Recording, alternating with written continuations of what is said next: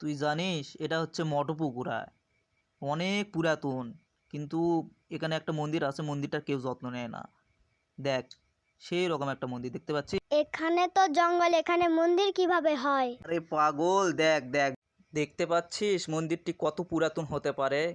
গাছটি মন্দিরকে ছেয়ে নিয়ে আস, কাছে না গেলে বুঝতে পারবি না। চল আমরা কাছে গিয়ে দেখি, কতটা সুন্দর পরিবেশ, কিন্তু কেউ যত্ন নেয় না।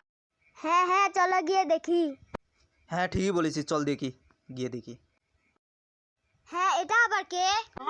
হ্যাঁ বাবা, আপনি কে? আপনাকে তো আমি কোনোদিন এখানে দেখিনি। আসলে বাবা, আসলে আপনি কে? জয়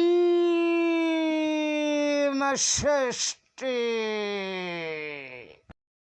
তোমার আসনে পদার্পণ নিয়েছে। এই মন্দিরের যত্ন তোরা নিস না। এই মন্দির যে কত জাগ্রত তা তোরা জানিস? মা ষষ্ঠীর কৃপায় কি হতে পারে এখানে জানিস? আপনি বলুন বাবা। এই জায়গার যত্ন নেও। হ্যাঁ বাবা। মা ষষ্ঠীর কৃপাতে তোদের মঙ্গল হবে। হ্যাঁ বাবা, আপনি ঠিকই বলেছেন, আমরা এখন থেকে এখানকার যত্ন নেব। আপনি আশীর্বাদ করেন।